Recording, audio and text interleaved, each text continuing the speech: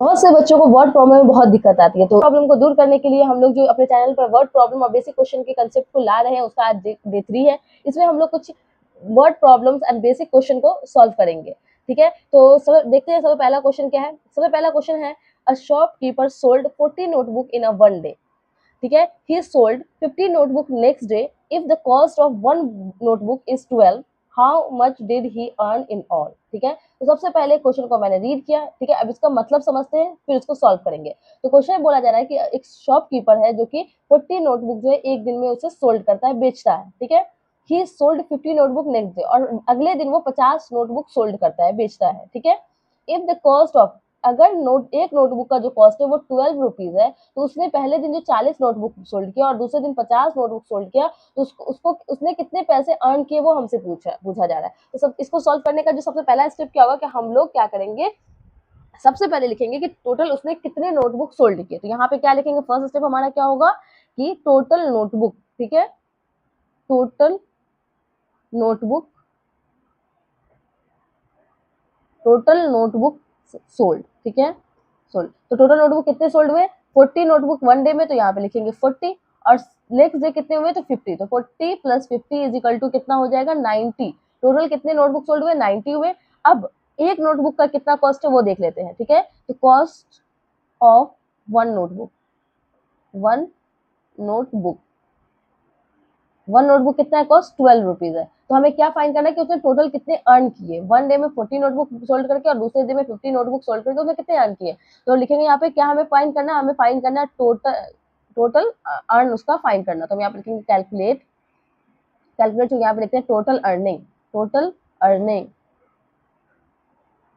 Total earning हो जाएगा। Total कितने अर्निंग है? वन के लिए 12 है, 12 रुपीज है, तो 90 के लिए हम क्या करेंगे? 90 इंटू 12 कर लेंगे। कैसे? अगर आप लोग शॉप पे जाते हैं और एक पेन का अगर कॉस्ट 5 रुपीज है, अगर आप दो पेन लेते हो तो कितने में आता है? वन पेन 5 में है तो टू पेन 10 में होगा। नंबर ऑफ पेन को हम उसके एक पेन के कॉस्ट से मल्टीप्लाई करते हैं, उसी तरीके से नंबर ऑफ नोटबुक को उसके एक नोटबुक के कॉस्ट से क्या करेंगे? मल्टीप्लाई कर देंगे। तो 90 इंटू 12 क्या हो जाएगा? 90 इंटू 12 जो आप मल्टीप्लाई करेंगे, यहाँ पे मैं मल्टीप्लाई करके आपको बता देती हूँ, 90 इंटू 12। ठीक है, टू को जीरो से मल्टीप्लाई करते हैं तो जीरो होता है, टू नाइन जा 18 होगा, वन से जीरो को मल्टीप्लाई करेंगे तो जीरो होगा, वन नाइन जा 9 होगा, तो ये हो गया 0, 8 और 10, तो क्या हो जाएगा? 180 रुपीज। टोटल इसने कितने अर्न किए दो दिन में? ये 1080 रुपीज अर्न किए। ठीक है, तो बहुत इजी क्वेश्चन था। चलिए अब नेक्स्ट क्वेश्चन देखते हैं। spends rupees 30 for a dinner and rupees 15 for a juice each day. ठीक है, how much money he spends in 5 days on this things. ठीक है, तो क्वेश्चन बोला जा रहा है कि रोहन, एक लड़का रोहन है जो कि 30 रुपीज जो है वो डिनर पे स्पेंड करता है, खर्च करता है। ठीक है, और रुपीज 15 रुपीज वो जूस पे खर्च करता है एक दिन में। तो एक दिन में डिनर के लिए 30 रुपीज और जूस के लिए 15 रुपीज खर्च करता है, तो वो 5 दिन में कितनी मनी जो है वो स्पेंड करेगा, खर्च करेगा, ये हमें फाइंड करना है। तो सबसे पहले हम यहाँ पे क्या लिख लेते हैं कि उसका डेली स्पेंड कितना है। ठीक है, तो ये था हमारा क्वेश्चन नंबर 1 का सॉल्यूशन। ठीक है, और ये हो जाएगा सॉल्यूशन।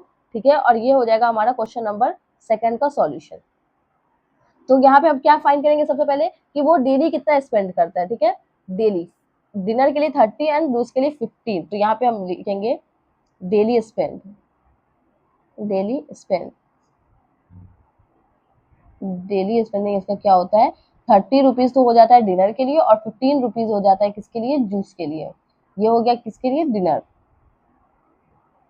और ये हो गया जूस। तो टोटल कितना स्पेंड हो गया? 30 प्लस 15 45 रुपीज। ठीक है, ये डेली स्पेंड है। ठीक है, तो हमें क्या बोला गया? 5 डेज में कितना स्पेंड होता है, तो ये डेली स्पेंड मतलब वन डे का स्पेंड हो गया। ये वन डे में 15 45 हो गया, तो 5 डेज के लिए क्या होगा? तो अब हम क्या कैलकुलेट करेंगे? कैलकुलेट करेंगे 5 डे स्पेंड। ठीक है, calculate 5 day spend, money spend. तो आप खुद सोचिए कि जब एक दिन में 45 रुपीज स्पेंड होता है तो 5 डेज में क्या होगा? 5 डेज के लिए हम क्या करेंगे? 45 को 5 से मल्टीप्लाई कर देंगे।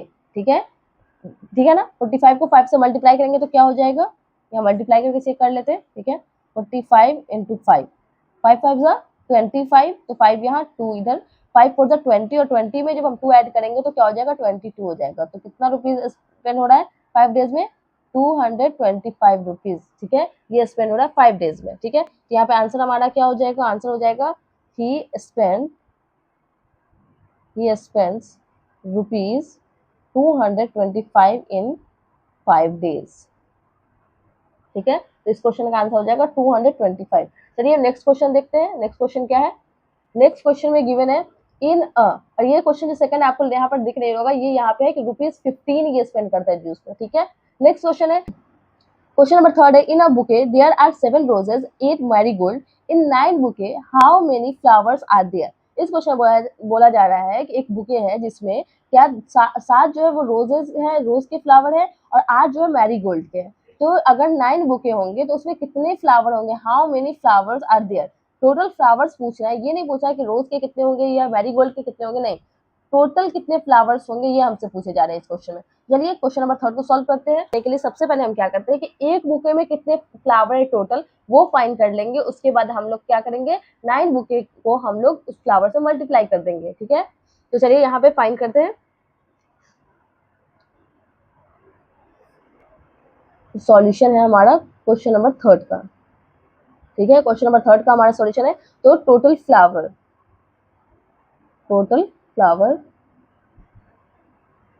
इन अ बुके, टोटल कितने फ्लावर हो जाएंगे, 7 रोजेस, ठीक है, और प्लस में 8 मैरीगोल्ड, तो ये ऐड करके क्या हो जाएंगे, 15 हो जाएंगे, 15 फ्लावर्स हो जाएंगे। बस अभी हम फ्लावर्स की बात कर रहे हैं, रोज कितने हैं, मैरीगोल्ड कितने हैं वो नहीं हमें देखना है, हमें सिर्फ देखना है कि टोटल कितने हैं। तो अगर एक बुके में, ठीक है ना, 1 बुके में 15 फ्लावर हैं, तो 9 बुके में कितने होंगे, हमें यही फाइंड करना है ना। तो हम लोग क्या करेंगे, यहाँ पर लिखेंगे कैलकुलेट टोटल फ्लावर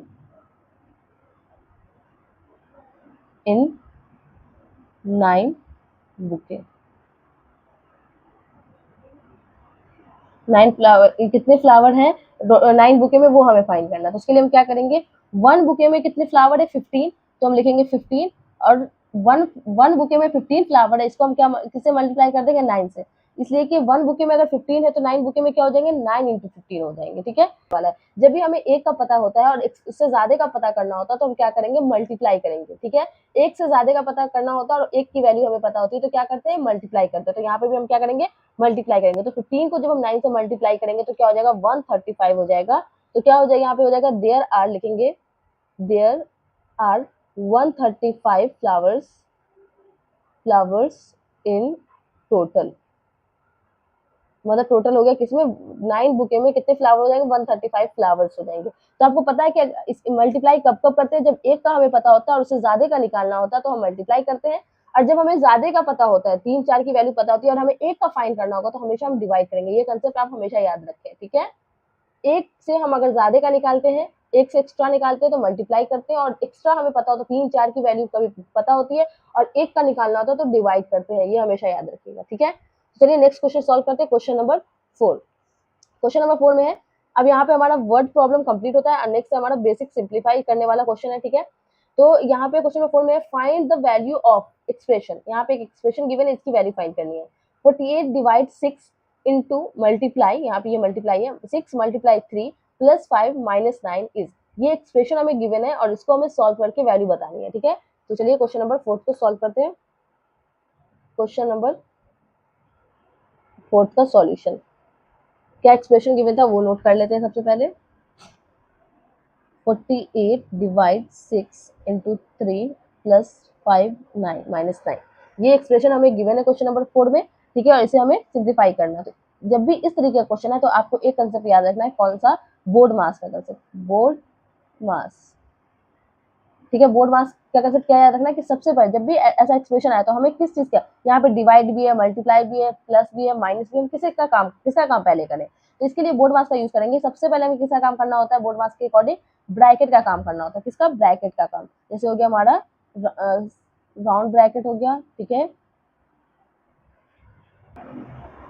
तो सबसे पहले हम लोग ब्रैकेट का काम करते हैं, राउंड ब्रैकेट, ठीक है, देन कर्ली ब्रैकेट, उसके बाद होता है हमारा स्क्वायर ब्रैकेट, ठीक है, इसका काम करते हैं। उसके बाद ये होता है हमारा ऑफ, इसका भी मतलब होता है मल्टीप्लाई, ठीक है, जहाँ पे भी ऑफ लिखा होगा वहाँ पे आप मल्टीप्लाई का काम करेंगे। उसके बाद हम लोग काम करते हैं डिवीजन का, देन मल्टीप्लाई का काम करते हैं, उसके बाद हम लोग काम करते हैं एडिशन का और उसके बाद काम करते हैं सब्ट्रैक्शन का, ठीक है ना। तो इसी तरीके यही इसी स्टेप बाय स्टेप को इसी स्टेप को यूज करके हम लोग सॉल्व करेंगे इस क्वेश्चन को। सबसे पहले यहाँ पे देखिए, यहाँ पे क्या क्या है, डिवीजन है, मल्टीप्लिकेशन है, ऐड है, सब्ट्रैक्ट है। तो डिवीजन, मल्टीप्लिकेशन और ऐड सब्ट्रैक्ट सबसे पहला काम होता है डिवीजन का। तो मतलब हम सबसे पहले क्या करेंगे, 48 डिवाइड 6 जो है इसको डिवाइड करेंगे। तो अब आपको समझना है कि 48 से हम 6 को डिवाइड करेंगे या 6 से 48 को डिवाइड करेंगे। तो इस क्वेश्चन का मतलब 48 डिवाइड 6 जो है, सॉरी, इसका मतलब है कि 48, ठीक है, इसमें हमें 6 से डिवाइड करना है। जो नीचे होता है, जो जो जो बाद में होता है उससे हमें डिवाइड करना होता है। तो 6 से 48 में डिवाइड करेंगे तो कितने टाइम में लग जाएगा, 48। अब यहाँ पे देख सकते हैं 6 48 होता है, तो यहाँ पे ये डिवाइड हो जाएगा 8 टाइम में, तो यहाँ पे लिख देंगे 8। देन फिर लिखेंगे मल्टीप्लाई 3 प्लस 5 माइनस 9। अब हम लोग मल्टीप्लाई है, ऐड है और माइनस है, तो इसमें आप किसका काम करेंगे, अब है मल्टीप्लाई, ऐड और माइनस। इसमें सबसे पहले हम काम करेंगे मल्टीप्लाई का। तो 8 को 3 से जब हम मल्टीप्लाई करेंगे तो क्या हो जाएगा, 8 3 जा 24, तो ये हो जाएगा 24 प्लस 5 माइनस 9। अब किसका काम होगा, ऐड और सब्ट्रैक्ट में ऐड का काम होता है। तो 24 में हम 5 को ऐड कर देंगे तो क्या हो जाएगा 29 माइनस 9। अब हम 29 में से 9 को माइनस कर देंगे तो क्या हो जाएगा 20। तो इस क्वेश्चन का आंसर क्या हो जाएगा, 20 हो जाएगा, ठीक है। नेक्स्ट क्वेश्चन है हमारा क्वेश्चन नंबर 5। क्वेश्चन नंबर 5 में क्या गिवन है, सिंप्लीफाई। अब नेक्स्ट क्वेश्चन हमारा क्वेश्चन नंबर 5 जिसमें दिया हुआ है सिंप्लीफाई 18 डिवाइड 2 मल्टीप्लाई 5 प्लस 3। इसे सिंप्लीफाई करना है। चलिए इस क्वेश्चन को सॉल्व करते हैं। क्वेश्चन नंबर 5 का सॉल्यूशन यहाँ देखते हैं, ठीक है। क्वेश्चन नंबर 5 का सॉल्यूशन, तो क्या था हमारा एक्सप्रेशन, तो क्वेश्चन नंबर 5 में ये एक्सप्रेशन गिवन था, इसे सिंप्लीफाई करना था। तो मैंने अभी बताया बोर्ड मास का यूज करके, यहाँ पे डिवाइड है और मल्टीप्लाई है और ऐड है। तो इस तीनों में किसका काम करेंगे, डिवाइड का काम पहले करेंगे, ठीक है। तो यहाँ हम क्या करेंगे, 18 डिवाइड 2 है, मतलब ये 2 से 18 में डिवाइड करना है हमें। तो 2 9 क्या होता है, 18 होता है। 2 9 18, तो यहाँ पे 9 लिखेंगे। अगर आपको इस तरीके से नहीं होता तो क्या लिखेंगे, 2 लिखेंगे और 18 में 2 से डिवाइड कर देंगे। 2 9 18, 2 का टेबल आपको आई होप याद होगा, ठीक है। तो ये डिवाइड हो जाएगा, तो यहाँ पे हम लिख देंगे 9। ये वाली वैल्यू जो होती है यहाँ लिखना होता है, 2 9 18 मल्टीप्लाई 5 और प्लस 3। अब 9 और 5 को मल्टीप्लाई करेंगे, 9 5 45 होता है, तो यहाँ 45 लिख देंगे और प्लस में 3 हो जाएगा। तो 45 और 3, अब यहाँ पे ऐड का साइन है तो ऐड कर देंगे, तो ये क्या हो जाएगा 48 हो जाएगा। तो इस क्वेश्चन का आंसर क्या हो जाएगा 48। तो हमारा जो क्वेश्चन नंबर 5 था इसका आंसर क्या हो जाएगा 48 हो जाएगा। नेक्स्ट क्वेश्चन हमारा क्वेश्चन नंबर 6। यहाँ पे हमारा क्वेश्चन नंबर 5 भी कंप्लीट होता है। नेक्स्ट क्वेश्चन जो है क्वेश्चन नंबर 6, इसमें दिया हुआ है 12 मल्टीप्लाई 4 प्लस 6 डिवाइड 2। इससे भी हमें क्या करना है, सिंप्लीफाई करना है। तो ये क्वेश्चन जो है ये होमवर्क है, आपको इसको सॉल्व करके कमेंट में इसका आंसर देना है, ठीक है। होमवर्क क्वेश्चन है, इसे सॉल्व करके कमेंट में इसका आंसर देना। अगर आपको कोई भी इशू होता है, इसे सॉल्व करने में कोई प्रॉब्लम होता है, कोई भी डाउट होता है, तो आप कमेंट कर सकते हैं। तो इसके लिए भी एक अलग से शॉर्ट वीडियो बना के अपलोड कर दूंगी। बट आपको अच्छे से इस वीडियो को देखना है और आप लास्ट एक बार आप देख लीजिए टोटल हमारे कितने क्वेश्चन थे। टोटल 6 क्वेश्चन था, जिसमें मैंने टोटल 5 क्वेश्चन सॉल्व कर दिया और एक क्वेश्चन जो है आपके लिए होमवर्क है, जो आपको कमेंट में आंसर देना। आई होप आपको इससे हेल्प मिला होगा। अगर थोड़ा भी हेल्प मिला तो प्लीज वीडियो को लाइक कर दीजिएगा और हमारे चैनल को सब्सक्राइब कर लीजिए। Thank you for watching.